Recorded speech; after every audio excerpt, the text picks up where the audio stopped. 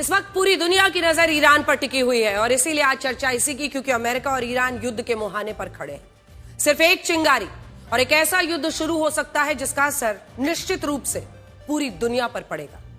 अभी तक ईरान में सरकार विरोधी प्रदर्शनों को महंगाई के खिलाफ लोगों का गुस्सा देखा जा रहा था, लेकिन अमेरिका की एंट्री ने इस प्रदर्शन को ईरान वर्सेस अमेरिका बना दिया है और हालात यह है कि किसी भी वक्त अमेरिका ईरान पर बमबारी शुरू कर सकता है। अमेरिका का यह रुख प्रदर्शनकारियों के खिलाफ ईरान सरकार की सख्ती को लेकर है। इतिहास गवाह है कि जब भी ईरान की इस्लामिक व्यवस्था या उससे कट्टरपंथी नियमों के खिलाफ आवाजें उठी हैं, तो इन आवाजों को ईरान ने बंदूकों के दम पर दबा दिया है। साल 2022 जब हिजाब का मामला, आपको याद होगा, हिजाब के मामले में महसा अमीनी की मौत ने लोगों का गुस्सा भड़काया था, तब के प्रदर्शनों में करीब 500 लोग मारे गए थे। और अब की बार महंगाई, बेरोजगारी जैसे मुद्दों पर हो रहे जेनजी आंदोलन में अभी तक 544 लोग मारे जा चुके हैं। Human rights activist news agency का दावा है कि इस आंदोलन में अब तक 496 प्रदर्शनकारी और 48 सुरक्षाकर्मी मारे गए हैं। यही नहीं, 10,000 से ज्यादा प्रदर्शनकारियों को ईरान ने हिरासत में रखा हुआ है। ईरान ने अपने यहां होने वाले तमाम विरोध प्रदर्शनों को अमेरिका और इजराइल की साजिश बताया है और अब तो वो अपने ही देश के प्रदर्शनकारी नागरिकों को आतंकवादी कहने लगे हैं। ईरान के विदेश मंत्री अब्बास अरागची ने विरोध प्रदर्शन करने वालों को आतंकवादी माना है। उनका कहना है कि प्रदर्शन कर रहे आतंकी सरकारी और प्राइवेट संपत्ति को नुकसान पहुंचा रहे हैं और ये लोग ईरान के सुरक्षा बलों और आम लोगों को भी टारगेट कर रहे हैं। उनका दावा है कि ईरान सरकार के पास ऐसे कई वीडियोस हैं, हम आपको दिखाएंगे, जिनमें यह दिख रहा है कि प्रदर्शनकारियों को हथियार बांटे गए। हथियारों के जरिए ईरान को गृह युद्ध में झोंकने का षड्यंत्र किया गया। उन्होंने सोशल मीडिया पर इसी से जुड़े वीडियो शेयर किए जिसमें प्रदर्शनकारी और सुरक्षा कर्मियों में झड़पें हो रही हैं। ईरान के राष्ट्रपति मसूद पज़ेश्कियान कह रहे हैं कि ईरान में दंगे भड़काने के पीछे अमेरिका का हाथ है, इजराइल का हाथ है। उनका आरोप क्या है? वो ये कहते हैं कि अमेरिका और इजराइल ईरान में अराजकता फैला रहे हैं, क्योंकि ईरान से जबरदस्त अमेरिका की दुश्मनी है और ईरान को माना जाता है कि वो रशिया और चाइना के करीब है। ये कह रहे हैं वो कि प्रदर्शन करने वाले ईरानी नागरिकों को चेतावनी उन्होंने बाकायदा दी है कि बातचीत की टेबल पर आए, क्योंकि ईरान सरकार दंगाइयों को बर्दाश्त नहीं करेगी। और देखिए, इन बयानबाजियों के बीच ईरान की संसद का एक वीडियो वायरल है जिसमें सदन के अंदर ईरान के नेता अमेरिका के विरोध में नारे लगा रहे हैं। ये प्रतिक्रिया अमेरिका के उस रुख पर आई जिसमें कहा जा रहा था कि अमेरिका कभी भी ईरान पर बमबारी कर सकता है। ईरान की संसद में डेथ टू अमेरिका के नारे लगाए गए। अब ईरान में हो रहे प्रदर्शन अमेरिका के लिए एक सुनहरा मौका है। वही अमेरिका जो ईरान के साथ दुश्मनी कई बार ले चुका है और इस वक्त भी रखता है, वो जेनजी आंदोलन के बहाने ईरान की मौजूदा सरकार, राजनीतिक सत्ता को पलटने की कोशिश में लगा है। 28 दिसंबर से चल रहे इस आंदोलन को अमेरिकी राष्ट्रपति का खुलकर समर्थन है। वो प्रदर्शनकारियों को पूरी मदद का भरोसा दे रहे हैं। ऐसा माना जा रहा है कि अब अमेरिका एक मौके की तलाश में है। वो आज रात भी हो सकता है, कल भी हो सकता है। ऐसा कई विश्लेषकों का मानना है कि अब खामनेई के लिए मुश्किलें बहुत विशाल हो चुकी हैं। वो ईरान पर हमला करने की रणनीति इस वक्त अमेरिका तैयार कर चुका है और ये खबरें एक खास मीटिंग के बाद सामने आई जिसमें ट्रंप को ईरान पर हमले के तरीकों से जुड़ी ब्रीफिंग दी गई है। न्यूयॉर्क टाइम्स की एक रिपोर्ट के मुताबिक अमेरिकी अधिकारियों ने राष्ट्रपति डोनाल्ड ट्रंप को ईरान पर संभावित हमलों से जुड़े रणनीतिक विकल्प बताए। ऐसा माना जा रहा है कि अब डोनाल्ड ट्रंप को फैसला करना है कि ईरान पर हमला कब और किस तरह से किया जाए। यानी अमेरिकी सेना तैयार है, बटन डोनाल्ड ट्रंप के हाथ में। अभी 2 दिन पहले ही डोनाल्ड ट्रंप ने ईरान के जेनजी आंदोलन को लेकर ट्रूथ सोशल पर युद्ध से जुड़ा एक बड़ा संकेत दिया। उन्होंने लिखा था कि ईरान आजादी की ओर देख रहा है, अमेरिका उसकी मदद करने के लिए तैयार है। इसका मतलब समझिए, डोनाल्ड ट्रंप के इसी ट्वीट ने ईरान को भड़का दिया। अब दोनों देश खुलकर एक दूसरे पर हमले की चेतावनियां दे रहे हैं। एक प्रेस ब्रीफिंग में डोनाल्ड ट्रंप ने कहा है कि ईरान ने अपनी सारी हदें पार कर दी हैं। प्रदर्शनकारियों के मारे जाने के मुद्दे पर डोनाल्ड ट्रंप ने ईरान से कहा कि जिन लोगों को नहीं मारा जाना चाहिए था वो मारे गए हैं। ट्रंप ने ईरान को साफ शब्दों में धमकी दी कि ईरान के नेता हिंसा के दम पर शासन चला रहे हैं। अमेरिकी सेना बहुत गंभीरता से हालात पर नजर रखे हुए है, बड़ा एक्शन की सोच रही है। There seem to be some people killed that aren't supposed to be killed. These are violent if you call them leaders, I don't know if they're leaders or just they rule through violence. But we're looking at it very seriously. The military is looking at it, and we're looking at some very strong options. We'll make a determination. Iran पर America के हमले की योजना को लेकर Trump के करीबी ने भी आज एक बड़ा संकेत दिया। आपने डोनाल्ड ट्रंप को तो सुना ही। डोनाल्ड ट्रंप साफ साफ कह रहे हैं कि हमारी नजर है। ट्रंप के करीबी और यूएस सेनेटर लिंडसे ग्रैहम ने ईरान को चेतावनी देते हुए कहा कि डोनाल्ड ट्रंप बराक ओबामा नहीं है और ईरान के लोगों को जल्दी ही आजादी मिलने वाली है। ये आपके सामने इस वक्त हम आपको स्क्रीन पर दिखा रहे हैं वो पोस्ट जो उन्होंने कहा है और सीधे कहा है कि डोनाल्ड ट्रंप ओबामा नहीं है, यानी शांति नहीं रहेगी, अमेरिका हमला कर सकता है। ईरान के प्रदर्शनकारियों के पक्ष में खड़े अमेरिका के दावों ने ईरान को आतंकित कर दिया है। पिछले 2 से 3 दिनों में ट्रंप कई बार ईरान पर हमले को लेकर तीखे बयान देते आ रहे हैं। एक प्रेस ब्रीफिंग थी जिसमें ट्रंप से पूछा गया कि क्या उन्हें लगता है कि ईरान उनकी धमकियों को गंभीरता से लेगा। तो इस सवाल का जो जवाब दिया गया वो ईरान पर बड़े हमले का संकेत था। ट्रंप ने कहा सुलेमानी, बगदादी और ईरान के परमाणु ठिकाने के खत्म होने के बाद इस तरह के सवाल नहीं पूछे जाने चाहिए। ट्रंप के तेवर देखकर ऐसा लग रहा है कि वो मन बना चुके हैं, बस ईरान की किसी एक गलती का इंतजार कर। I think so. Don't you think so, CNN? Don't you think so? Wouldn't you say that they probably do at this point? After going through it for years with me, being hit, Soleimani, al-Baghdadi, the Iran nuclear threat wiped out. Don't you think, and then you just had Venezuela, don't you think, she says, CNN, do you think they take your threat seriously? Wouldn't you say they do after all of the things we've done? What a stupid question. अमेरिकी राष्ट्रपति की धमकियों ने Iran में हंगामा मचा दिया है। Iran के सुरक्षा बल the Islamic revolution guards corps ने अमेरिका को पलटवार की धमकी दी। वो अमेरिका की इन धमकियों को ईरान के अंदरूनी मामलों में दखल के तौर पर देख रही है। आईआरजीसी ने अमेरिका की इन धमकियों को पिछले साल जून में हुए 12 डे वॉर की हार का बदला बताया। पिछले साल की बात है, 13 जून से लेकर 24 जून के बीच इजराइल और ईरान के बीच 12 दिन का युद्ध हुआ था, अगर आपको याद हो। इस युद्ध में दोनों ही पक्षों का काफी नुकसान हुआ था। इजराइल ने ईरान पर परमाणु हथियार बनाने का आरोप लगाते हुए इसके सैन्य ठिकानों पर हमले किए। इजराइल का कहना था कि वो ईरान को परमाणु शक्ति नहीं बनने देगा। दोनों देशों के बीच इस युद्ध में फाइटर जेट्स, मिसाइल्स, ड्रोन से हमले हुए। इस युद्ध का अंत अमेरिका के दखल के बाद हुआ और यह दखल धमाकेदार था। अमेरिका ने अपने B-2 स्टेल्थ बॉम्बर्स की मदद से ईरान के परमाणु ठिकानों को तहस नहस कर दिया था। आपके सामने कुछ गूगल पिक्चर्स हम रख रहे हैं जो फोर्डो न्यूक्लियर प्लांट के हैं। अपने सबसे खतरनाक बंकर बस्टर बॉम्ब्स का इस्तेमाल किया था अमेरिका ने। इस हमले के बाद अमेरिका ने अपनी ताकत दिखाई, अपना तेवर का प्रदर्शन किया, ईरान और इजराइल से संघर्ष विराम की घोषणा करवा दी इस अटैक के दम पर। इस युद्ध में इजराइल अपनी जीत के दावे करता और ईरान खुद को विजयी बताता है।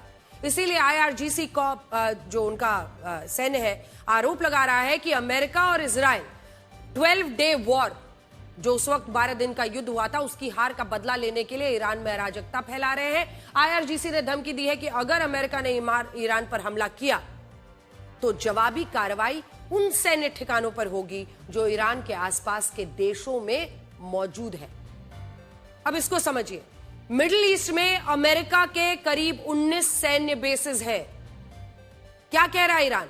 ईरान कह रहा है कि वो सीधा अमेरिका पर हमला नहीं करेगा बल्कि आसपास के पड़ोसी देशों में जितने भी अमेरिका के सेंटर्स हैं, सैन्य बेसेस हैं, उन पर हमला करेगा। तो अब हम आपको दिखाने वाले हैं कि मिडिल ईस्ट में अमेरिका की मौजूदगी कहां कहां पर है। इसी में आप देखेंगे हमने तीनों यहां साइन बनाया हुआ है। एक बार आ जाइए। एयरबेस के लिए प्लेन बना हुआ है, जूम इन कीजिए। एयरबेस के लिए प्लेन बना हुआ है, नेवल फैसिलिटी के लिए ये एंकर बना हुआ है और आउटपोस्ट के लिए ये फ्लैग हमने लगाया है अमेरिकन सिक्योरिटी पोस्ट। उसी मुताबिक हम आपको बताते हैं मिडिल ईस्ट में अमेरिका के करीब 19 सैन्य बेसेस हैं, जिसमें सबसे महत्वपूर्ण सैन्य ठिकाने कहां हैं? बहरीन, कतर, एक एक करके तमाम देशों को देखिए। बहरीन में आप देख रहे हैं एयरबेस, कतर में भी एयरबेस है, कुवैत में भी एयरबेस है और ऐसे ही सऊदी अरब में भी आप एयरबेसेस देख रहे हैं। इधर आप देखिए जॉर्डन जहां पर एयरबेस है। तो कुल मिलाकर इसके तमाम, मिस्र में भी एयरबेस है, इजिप्ट में, ये तमाम जगह पर है, और नीचे ओमान में भी, यहां पर देखिए, ओमान में, यूएई में, कतर में, सऊदी अरब में, बहरीन में, इधर जॉर्डन में, इन तमाम जगहों पर उसके एयरबेसेस हैं। इराक में भी है, ऊपर इराक में भी है। इन सैन्य ठिकानों पर अमेरिका के 40 से 50 हजार सैनिक हमेशा मौजूद रहते हैं मिडिल ईस्ट में। इसी के साथ साथ जो नेवल फैसिलिटी है वो देखिए कहां कहां पर है। वो इजिप्ट में है, वो सऊदी अरब में भी है, इसी के साथ साथ यहां यूएई में भी है, ओमान में भी है।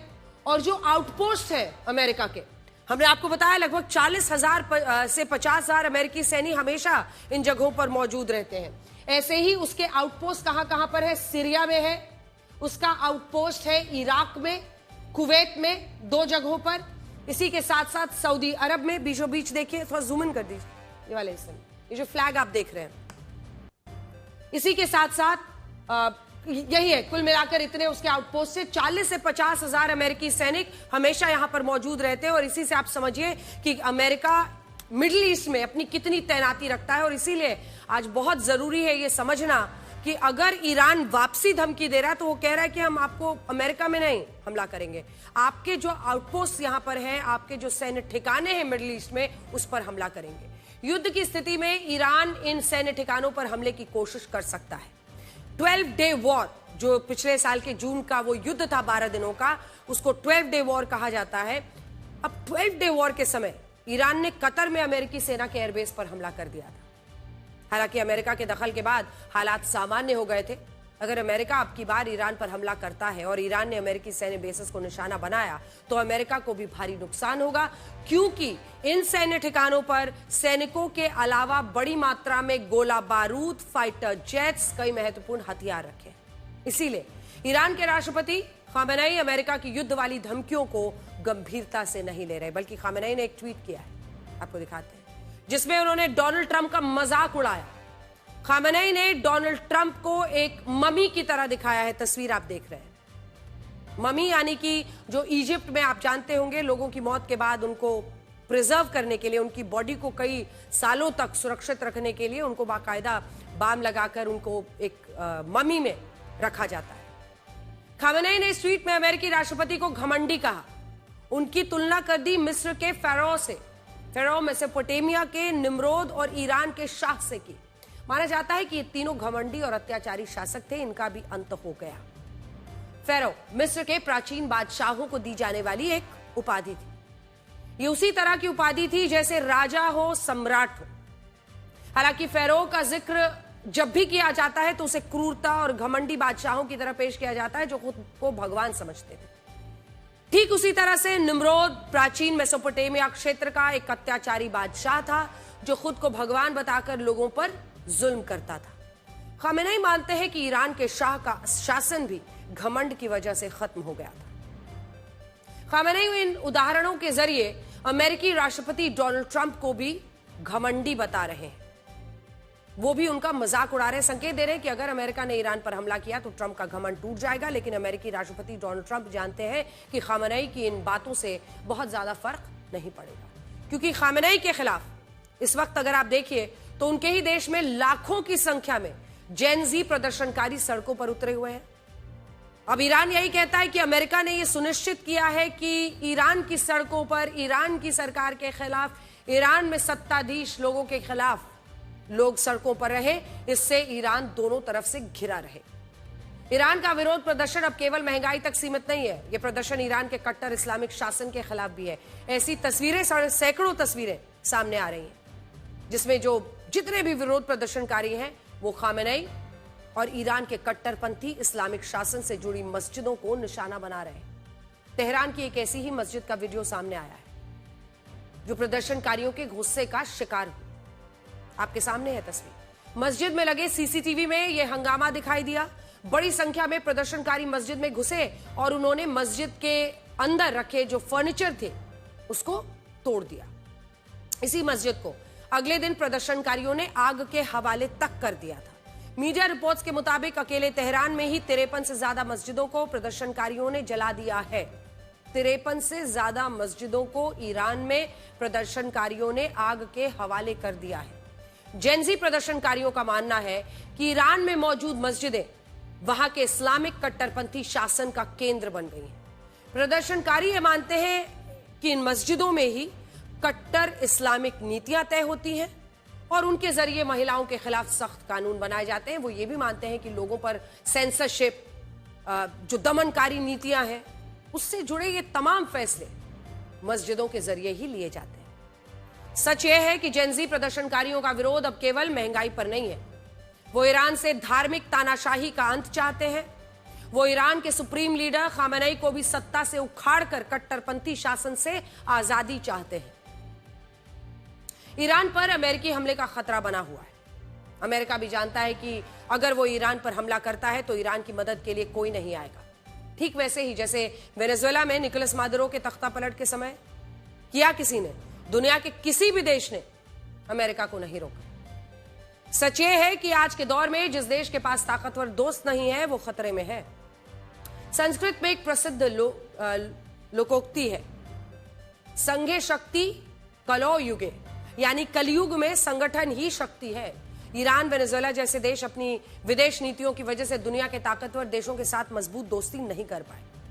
अमेरिका जानता है कि इन जैसे देशों को धमकी देने या इनमें तख्ता पलट की कोशिश करने पर कोई भी अन्य देश इनके साथ खड़ा नहीं होगा। अब जहां तक ईरान की बात है तो रशिया और चाइना ईरान के पक्ष में खड़े नजर आते हैं, लेकिन मौजूदा हालात में वो भी ईरान सरकार का पक्ष नहीं ले सकते क्योंकि ईरान के लोग ही अपनी सरकार के खिलाफ खड़े हैं। इसीलिए अमेरिका इस मौके का फायदा उठाना चाहता है। अमेरिका फिलहाल एक खास रणनीति पर काम कर रहा है जिसमें उसका पहला टारगेट यानी वेनेजुएला पर नियंत्रण अब पूरा हो चुका है। ये देखिए, social media platform truth social पर अमेरिकी राष्ट्रपति डोनाल्ड ट्रंप ने खुद को वेनेजुएला का कार्यकारी राष्ट्रपति घोषित कर दिया है। यह कोई काल्पनिक दुनिया नहीं है। जिस दुनिया में हम जी रहे हैं उसमें यह हो रहा है। डोनाल्ड ट्रंप ने खुद को अमेरिका का राष्ट्रपति होते हुए वेनेजुएला का कार्यकारी राष्ट्रपति घोषित कर दिया है। यह पोस्ट एक ऐसे समय में आई है जब वेनेजुएला के राष्ट्रपति निकोलस मादुरो अमेरिका की हिरासत में है और वेनेजुएला में अमेरिका के इशारे पर सरकार चल रही है। इसी तरह से ट्रंप ने एक सोशल मीडिया पोस्ट को रिपोस्ट किया। अब इसमें क्या लिखा है कि मार्को रूबियो क्यूबा के राष्ट्रपति बनेंगे। इसको डोनाल्ड ट्रंप ने रिपोस्ट कर दिया है। मतलब नजर कहां है अब क्यूबा पर, और क्यूबा के राष्ट्रपति बनेंगे मार्को रूबियो। यह पोस्ट अमेरिकी राष्ट्रपति की उस धमकी के बाद आया जिसमें क्यूबा से कहा गया था कि या तो अमेरिका से डील कर ले या फिर गंभीर नतीजे भुगतने के लिए तैयार है। दरअसल क्यूबा पिछले काफी समय से वेनेजुएला से तेल ले रहा था जो अब बंद हो जाएगा। वेनेजुएला अब अपना सारा कच्चा तेल अमेरिका को दे रहा है।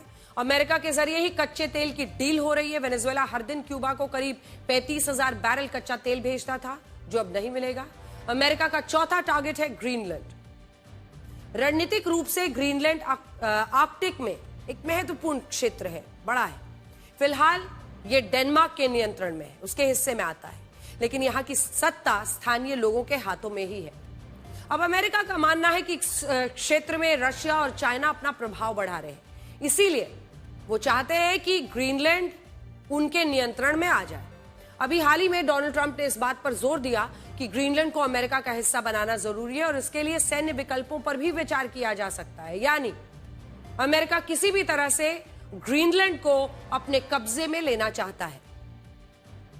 अब समझिए, अमेरिका की रणनीति उन क्षेत्रों पर कब्जे की है जहां पर वो आसानी से अपना नियंत्रण हासिल कर सकता है, और ये ऐसे देश है जिनकी मदद करने के लिए शायद ही कोई अन्य देश आए। वेनेजुएला का टारगेट पूरा हो चुका है। ईरान पर किसी भी वक्त हमला हो सकता है। इसके बाद क्यूबा का वो कह रहे हैं मार्को रूबियो प्रेसिडेंट बनने वाले हैं। ग्रीनलैंड का नंबर आ सकता है। अगर आपको वैश्विक राजनीति में मजबूत बने रहना है तो एक बात समझ लीजिए, ताकतवर दोस्त बनाना बहुत जरूरी है। और यह बात अगर आप देखें तो कैसे लागू होता है भारत के कॉन्टेक्स्ट में। विपक्ष कई बार यह कहता है कि प्रधानमंत्री नरेंद्र मोदी के विदेश दौरे समय और पैसे की बर्बादी से ज्यादा कुछ नहीं, लेकिन सच यह है कि इस तरह के विदेश दौरों से दुनिया के अन्य देशों के साथ भारत की दोस्ती मजबूत होती है। और इसीलिए हम आपको अब दिखा रहे हैं जर्मनी, आज जर्मनी और भारत की काइट डिप्लोमेसी देखिए। जर्मनी के चांसलर फ्रेडरिक मर्ज भारत दौरे पर हैं और प्रधानमंत्री नरेंद्र मोदी उन्हें अपने साथ अहमदाबाद के इंटरनेशनल काइट फेस्टिवल में लेकर गए। प्रधानमंत्री नरेंद्र मोदी और फ्रेडरिक मर्ज ने यहां पर पतंगबाजी का मजा लिया। साबरमती रिवर फ्रंट पर दोनों ने साथ मिलकर पतंग उड़ाई। दोनों देशों की दोस्ती की झलक दिखाई दी।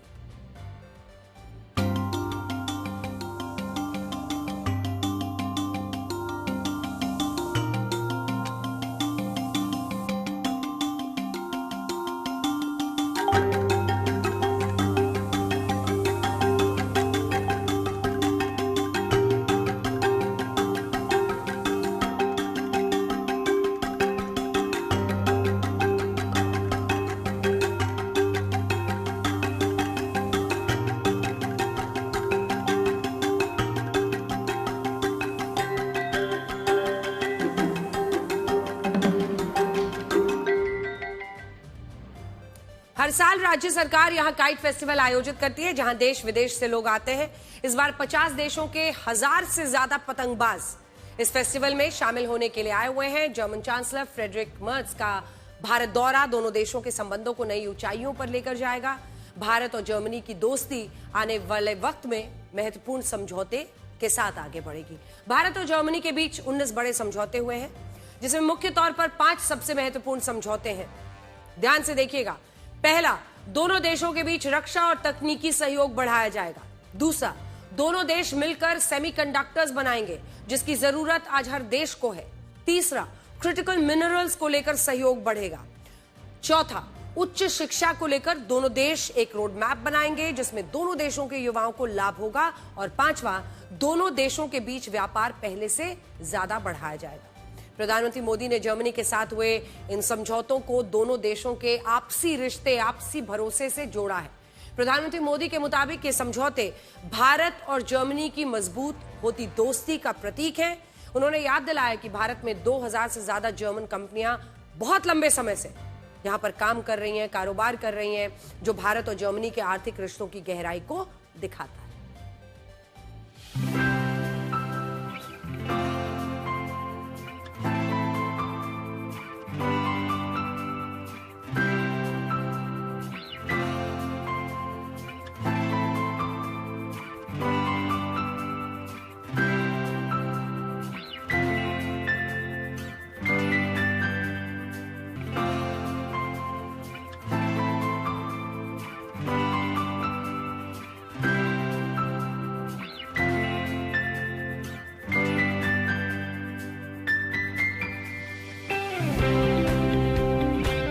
आज स्वामी विवेकानंद जयंती के दिन चांसलर मर्ज का भारत में स्वागत करना मेरे लिए विशेष प्रसन्नता का विषय है। चांसलर के रूप में यह उनकी भारत ही नहीं बल्कि एशिया की पहली यात्रा है। यह इस बात का सशक्त प्रमाण है कि वे भारत के साथ संबंधों को कितना गहरा महत्व देते हैं।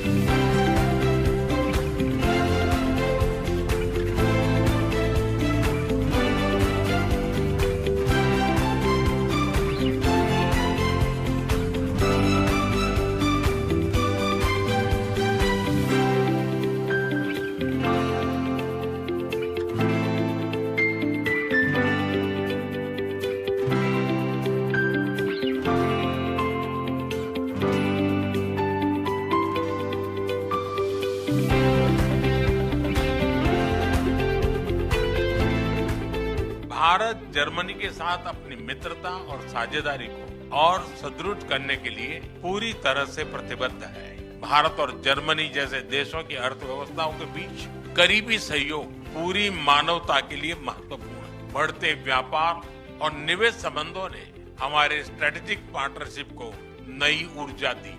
Deutschland als der Einwohner Germany यूरोपीय संघ का सबसे अधिक जनसंख्या वाला और आर्थिक रूप से सबसे शक्तिशाली देश है और भारत दुनिया का सबसे बड़ा लोकतंत्र है। हम बुनियादी मूल्यों से जुड़े हुए हैं। गतिशील भारत और तकनीकी रूप से उन्नत जर्मनी के साझा हित हैं और हमारे रिश्तों का निर्माण ठीक इन्हीं बातों को ध्यान में रखकर हो रहा है। Land Deutschland.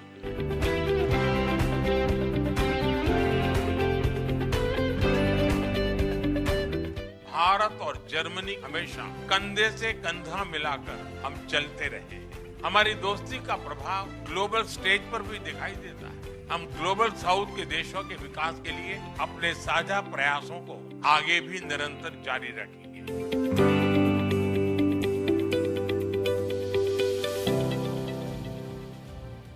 प्रधानमंत्री नरेंद्र मोदी और जर्मन चांसलर फ्रेडरिक मर्ज के बीच वैश्विक आतंकवाद पर गंभीर चर्चा हुई। पीएम ने आतंकवाद को मानवता के लिए खतरा बताया। जिस वक्त आतंकवाद पर अहम चर्चा हो रही थी, उस दौरान सोशल मीडिया पर पाकिस्तानी आतंकी संगठन जैश ए मोहम्मद का मुखिया मसूद अजहर एक ऑडियो क्लिप वायरल कर रहा था।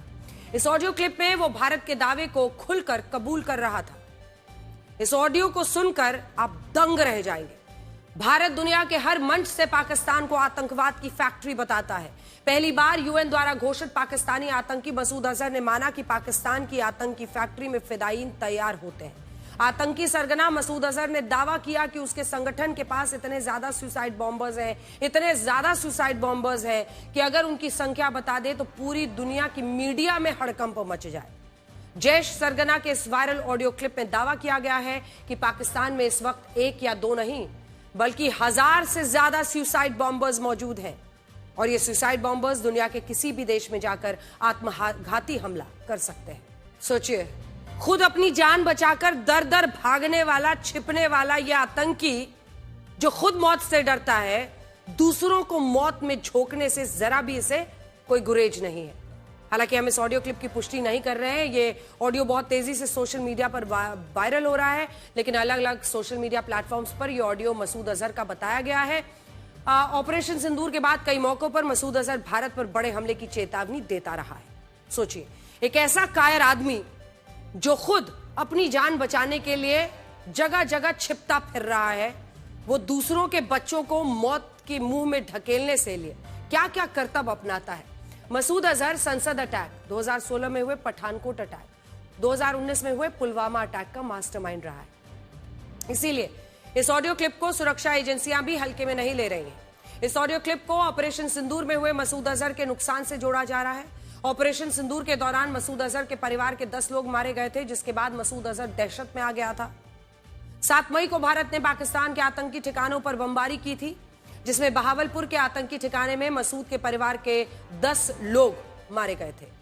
इत्तेफाक से हमले के वक्त मसूद अजहर वहां पर मौजूद नहीं था, वरना इंसाफ हो जाता। कुछ मीडिया रिपोर्ट्स में तो यह कहा गया कि अपने परिवार के लोगों की मौत देखकर मसूद अजहर रो पड़ा था। अपनों से इतना प्यार है, अपने परिवार वालों की जिंदगी बहुत कीमती है, लेकिन दूसरों को यह कहिए कि वो कोई लालच न करे आम जिंदगी की, वो बस अपनी जान दहशत और आतंक के नाम तबाह कर दे। और सोचिए, जब इसके परिवार के लोगों की मौत हुई थी तब उसने कहा था कि काश इनकी जगह वो मारा गया होता। अपने परिवार वालों के लिए इतना दर्द। मसूद अजहर की इस वायरल क्लिप को गंभीरता से लेने की जरूरत इसलिए भी है क्योंकि गणतंत्र दिवस से पहले सीमा पार से घुसपैठ की कोशिशें हो रही हैं। सुरक्षा बलों को जो इनपुट मिले हैं उसके आधार पर सुरक्षा बढ़ा दी गई है। कल रात ही पाकिस्तानी सीमा पर 5 ड्रोन्स देखे गए जो भारत में घुसने की कोशिश कर रहे थे। इन ड्रोन्स को भारतीय सेना ने तुरंत नाकाम किया। माना जा रहा है कि ये ड्रोन्स भारतीय सुरक्षा बलों का ध्यान भटकाने, हथियारों की डिलीवरी के लिए इस्तेमाल हो रहे थे या हो सकते थे, क्योंकि ये डाइवर्जनरी टैक्टिक्स माना जा रहा है। सुरक्षा एजेंसियों को पता चला है कि इस वक्त जम्मू कश्मीर में कुल 131 आतंकी एक्टिव हैं, जो गणतंत्र दिवस पर बड़े हमले की कोशिश कर सकते हैं। इसीलिए अंतर्राष्ट्रीय सीमा पर सुरक्षा बलों ने तलाशी अभियान को अभी से ही तेज कर दिया है। अगली खबर, जाति का वोट बैंक, धर्म का वोट बैंक, क्षेत्र का वोट बैंक और भाषा का वोट बैंक भारत की सियासत का ये दुर्भाग्यपूर्ण सत्य है। अब इस आइडेंटिटी पॉलिटिक्स में सबसे आगे कौन? एआईएमआईएम के नेता असदुद्दीन ओवैसी ने कदम और आगे बढ़ा दिया। कहा कि इस देश के लिए हिजाब वाली प्रधानमंत्री का ख्वाब देखा है उन्होंने। देश का संविधान किसी के बैकग्राउंड के आधार पर किसी नागरिक को कोई पद हासिल करने से नहीं रोकता, लेकिन क्या ओवैसी ने हिजाब वाली प्रधानमंत्री की बात करके संविधान की इस निष्पक्षता के खिलाफ वोट बैंक का ठप्पा लगाने की कोशिश नहीं की? सबसे पहले मैं आपको सुनाती हूं क्या कहा है। पाकिस्तान के संविधान में लिखा हुआ है कि सिर्फ एक ही मजहब का आदमी पाकिस्तान का प्राइम मिनिस्टर या सदर बन सकता है। बाबा साहिब अंबेडकर का जो संविधान है वो ये कह सकता है कि कोई भी भारत का नागरिक वजीर आजम बन सकता है, सदर जमहूरिया बन सकता है, चीफ मिनिस्टर बन सकता है, मेयर बन सकता है। और असदुद्दीन ओवैसी का ख्वाब यह है कि एक दिन आएगा इस देश में इंशाअल्लाह ताला, शायद हम और आप नहीं रहेंगे मगर देखना, एक हिजाब पहनने वाली बेटी इस देश की वजीर आजम बनेगी इंशाअल्लाह ताला। हम नहीं रहेंगे, शायद हम जमीन में जाकर हमारी हड्डियां भी घुल जाएंगी, मगर देखना एक दिन वो दिन आएगा। अरे याद रखो, ये नफरत जो तुम मुसलमानों के खिलाफ भड़का रहे हो, इंशाअल्लाह ताला ये नफरत ज्यादा नहीं चलेगी। जो ओवैसी ने कहा उस पर सवाल इसलिए क्योंकि इसमें मुस्लिम महिलाओं के राजनीतिक सशक्तिकरण से ज्यादा इसकी इस्लामिक पहचान के सशक्तिकरण की बात है। मुस्लिम महिला क्या पहनेगी ये उसका अधिकार है, लेकिन जब हिजाब को उसकी पहचान बताकर उस पर थोपा जाता है, सवाल तब उठता है। ओवैसी की पॉलिटिक्स के अपने समीकरण हो सकते हैं, लेकिन क्या ये सच्चाई नहीं कि उन्होंने संसद और विधानसभाओं में महिला आरक्षण के बिल का विरोध किया था? 33% महिला आरक्षण के विरोध में ओवैसी का तर्क था कि उसमें ओबीसी और माइनॉरिटी कोटा नहीं है। लेकिन कौन इस तथ्य को भूल सकता है कि महिलाओं के राजनीतिक सशक्तिकरण के सबसे बड़े बिल के विरोध में जो 2 वोट पड़े, उसमें एक खुद ओवैसी का था और दूसरा उनकी पार्टी के तत्कालीन सांसद इम्तियाज जलील का था। 2023 में लोकसभा में बिल के समर्थन में 454 वोट पड़े, विरोध में सिर्फ यही 2 वोट पड़े थे। ना ओवैसी साहब की पार्टी से एक महिला विधायक है। एक पर्दा नशी, हिजाब वाली या बुर्के वाली महिला को वो अगर एमएलए ही बना देते तो समझ में आता कि कुछ नीयत इनकी साफ है।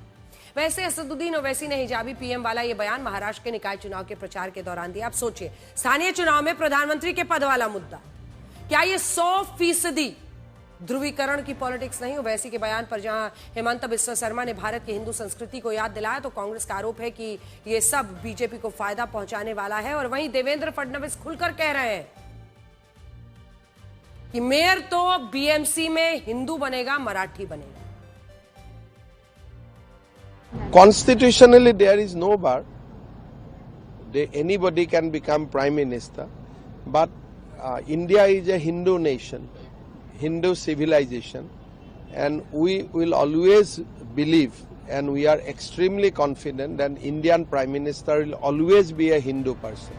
जब इस तरह की तकरीरें कॉर्पोरेशन के इलेक्शन में आके की जाए कि हिजाब वाली प्राइम मिनिस्टर बनेगी, तो समझ लो कि मकसद हिजाब वाली को प्राइम मिनिस्टर बनाना नहीं, बल्कि नरेंद्र मोदी की सियासी जिंदगी को और लंबा करना है।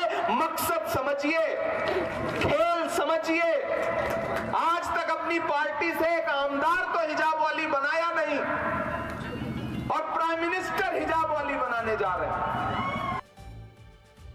भारत की राजनीति में धर्म के आधार पर कोई भेदभाव नहीं है। प्रत्यक्ष प्रमाण है इसका, देश के सबसे बड़े संवैधानिक पद यानी राष्ट्रपति के ओहदे पर 3 मुसलमान बैठ चुके हैं। Doctor Zakir Hussain, Fakhruddin Ali Ahmed, doctor APJ Abdul Kalam. इन तीनों की अपनी योग्यता थी, इनको धर्म के आधार पर राष्ट्रपति का पद नहीं मिला था। इस देश का मुसलमान सिर्फ एक प्रधानमंत्री पद को छोड़कर लगभग सभी बड़े पदों तक पहुंचा है। ऐसे में सवाल यह नहीं कि कोई मुस्लिम पुरुष या कोई मुस्लिम महिला प्रधानमंत्री बनेगी या नहीं, ये राजनीतिक परिस्थितियां तय करेंगी। लेकिन जब ओवैसी साहब हिजाबी पीएम का ख्वाब देखते हैं तो राजनीतिक परिस्थितियों की नहीं बल्कि मजहबी परिस्थितियों का ख्वाब देखते हैं। वैसे ओवैसी साहब से यह सवाल पूछा जा रहा है कि हिजाबी प्रधानमंत्री तो बात की बात है, उनकी पार्टी जिसका नाम ही मुसलमान है, क्या उसकी अध्यक्ष को हिजाबी महिला बनेगी? वैसे सही सवाल तो यह होगा कि असदुद्दीन ओवैसी ने मुस्लिम महिलाओं को कितना प्रतिनिधित्व दिया, मुस्लिम महिलाओं को सांसद या विधायक बनने के कितने मौके दिए। इस बीच जब ओवैसी हिजाबी पीएम का ख्वाब देख रहे हैं तो उनको यह आंकड़ा भी देखना चाहिए कि देश में कितने मुसलमान सांसद हैं। मैं सिर्फ 2004 से 2024 का आंकड़ा बताती हूं। 2004 में 35 35 सांसद मुस्लिम थे, लगभग 6.5%। 2009 में 28 मुस्लिम सांसद थे, लगभग 5%। 2014 में 4.24% भागीदारी के साथ 23 सांसद, और 2019 में देखिए 26 सांसद थे, जो कि लगभग 4.25% होता है। और फिर 2024 आते आते 24 हो गए, यानी 4.5%। जैसे मैंने ऊपर बताया कि हिजाबी पीएम की ये बात महाराष्ट्र के चुनाव प्रचार के दौरान निकली है। वैसे मैं आपको बता दूं, पूरा हंगामा मुंबई के मेयर पद को लेकर था। वारिस पठान ने शुरुआत की बुर्के वाली मेयर की बात की। बाद में महाराष्ट्र के मुख्यमंत्री देवेंद्र फडणवीस ने कहा कि मराठी मेयर का दाव चला। फिर ओवैसी का ये हिजाबी पीएम वाला बयान। हमारा भी अरमान तो क्यों नहीं हमारी एक दिन हमारी हिजाब पहनने वाली मुसलमान भारतीय मुंबई की महिला रिकॉर्ड हो सकती है, इंशाअल्लाह बन सकती है। एआईएमआईएम के एक नेता कहते हैं कि एक हिजाब वाली एक दिन मुंबई की मेयर बनेगी, जैसा लोग न्यूयॉर्क से बहुत प्रभावित हो रहे हैं। आपने कहा कि हिंदू होगा, मराठी होगा। अब हम लोग ये लगा रहे हैं कि कहीं महंत मठ का चुनाव हो रहा है, क्या हो रहा है? ये बीएमसी का चुनाव हो रहा है। चूंकि ये मुंबई महाराष्ट्र की सांस्कृतिक इस प्रकार की विरासत है, इसलिए यहाँ का महापौर ये मराठी बनेगा। लेकिन मुझे आश्चर्य तब हुआ जब वारिस पठान ने ये कहा कि कोई बुरखे वाली हिजाब वाली मुंबई की महापौर बनेगी, तो उसके बाद इनका किसी का मुंह ही नहीं खुला। आपके अंदर का कार से ना, सवाल वो नहीं है। उत्तर भारतीय महापौर बनेगा ऐसा मीरा भाईंदर में कहने के बाद हमारे ऊपर कूदने वाले जब उनको पूछा कि वारिस पठान कहते हैं कोई बुरखे वाली बनेगी, इनका मुंह बंद हो गया, इनका चेहरा खुला हो गया, इनका नकाब उतर गया। इसलिए मैंने कहा कि नहीं, यहां पर महायुति का महापौर बनेगा, हिंदू महापौर बनेगा और मराठी महापौर बनेगा। रिजर्व्ड हो गई है क्या ये सीट? हाँ जी, बिल्कुल रिजर्व्ड हो गई 100%। हिंदू और मराठी? हाँ बिल्कुल। अब आपको एक बड़ी न्यूज एजेंसी रॉयटर्स की ऐसी रिपोर्ट के बारे में बताते हैं जिसका भारत सरकार की एजेंसी पीआईबी ने फैक्ट चेक कर दिया। चौंकाने वाली बात यह है कि इस फैक्ट चेक में रॉयटर्स की रिपोर्ट फर्जी पाई गई। इसी महीने रॉयटर्स ने एक रिपोर्ट पब्लिश की और उसमें दावा किया कि भारत सरकार एप्पल, सैमसंग, दूसरे मोबाइल फोन बनाने वाली कंपनियों पर दबाव बना रही है कि वो अपने ऑपरेटिंग सिस्टम का सोर्स कोड सरकार के साथ शेयर करे। इस रिपोर्ट में रॉयटर्स ने लिखा कि भारत सरकार 83 नए सिक्योरिटी स्टैंडर्ड्स लागू करने की तैयारी कर रही है। इन नियमों के तहत मोबाइल कंपनियों को अपना सोर्स कोड सरकारी लैब में जांच के लिए देना होगा। इसके अलावा मोबाइल बनाने वाली कंपनियों को किसी भी बड़े सॉफ्टवेयर अपडेट से पहले सरकार को सूचना देनी होगी। रॉयटर्स ने यह भी लिखा कि एप्पल हो, सैमसंग हो, ऐसी कंपनियां सरकार की इस योजना का गुप्त रूप से विरोध कर रही हैं, क्योंकि सोर्स कोड उनकी सबसे बड़ी इंटेलेक्चुअल प्रॉपर्टी है। रॉयटर्स के इस दावे का भारत सरकार की एजेंसी पीआईबी ने, प्रेस इंफॉर्मेशन ब्यूरो ने फैक्ट चेक कर दिया और कहा कि यह दावा फर्जी है, भ्रामक है। पीआईबी ने कहा कि सरकार ने स्मार्टफोन बनाने वाली कंपनियों से सोर्स कोड मांगने का कोई प्रस्ताव रखा ही नहीं। इलेक्ट्रॉनिक्स और इंफॉर्मेशन टेक्नोलॉजी मंत्रालय सिर्फ मोबाइल फोन की सुरक्षा को लेकर इस इंडस्ट्री से जुड़े एक्सपर्ट्स और कंपनीज के साथ रूटीन चर्चा कर रहा है और यह सुरक्षा मानकों को बेहतर बनाने की सामान्य प्रक्रिया है। अभी कोई नियम नहीं बनाए गए। रॉयटर्स ने दावा किया कि उसे यह सूचना सरकार के कुछ डॉक्यूमेंट्स और मीटिंग्स के हवाले से मिली। सरकार चाहती है कि यूजर्स को फोन में पहले से इंस्टॉल ऐप्स को हटाने का विकल्प मिले। सरकार का तर्क है कि कई स्मार्टफोन्स में प्री इंस्टॉल्ड ऐप्स होते हैं जो यूजर्स की जानकारी के बिना उनके डेटा का मिसयूज कर सकते हैं। सरकार इस लीकेज को रोकना चाहती है, जबकि रॉयटर्स ने इसे सोर्स कोड मांगने तक बढ़ा चढ़ाकर पेश किया, जिसे सरकार की ही तरफ से फैक्ट चेक किया गया, खारिज किया। अब इस फैक्ट चेक के बाद सवाल उठ रहे हैं कि क्या एक बड़ी अंतर्राष्ट्रीय न्यूज एजेंसी भारत सरकार को लेकर इस तरह गलत जानकारी जानबूझकर फैला सकती है? रॉयटर्स जैसी एजेंसी की रिपोर्ट का इस्तेमाल दुनिया में तमाम न्यूज चैनल, अखबार, डिजिटल चैनल अपनी खबरों में करते हैं। ये कितनी गंभीर बात है। रॉयटर्स की वजह से दुनिया भर में इस तरह की भ्रामक जानकारी फैल सकती है, जिसमें सरकार की नीतियों, मोबाइल कंपनियों, यूजर्स को लेकर नकारात्मक संदेश जा सकता है। आज आपको यह भी जानना चाहिए कि आखिर सोर्स कोड क्या है और क्यों भारत की टेलीफोन यानी मोबाइल फोन बनाने की तेजी से बढ़ रहे ग्राफ से कई लोग बड़े परेशान, हताश दिख रहे हैं, जिसकी वजह से सोर्स कोड को लेकर यह अफवाह फैलाई गई। सोर्स कोड किसी भी सॉफ्टवेयर या ऑपरेटिंग सिस्टम का बेसिक डिजिटल ब्लूप्रिंट होता है। सोर्स कोड से यह समझा जा सकता है कि फोन कैसे काम करता है, उसकी सेफ्टी फीचर्स कैसे हैं। मोबाइल फोन बनाने वाली कंपनियां इसे किसी के साथ साझा नहीं करती, इसे ट्रेड सीक्रेट्स दूसरों को पता चल सकते हैं, साथ ही यूजर्स की सेफ्टी भी प्रभावित हो सकती है।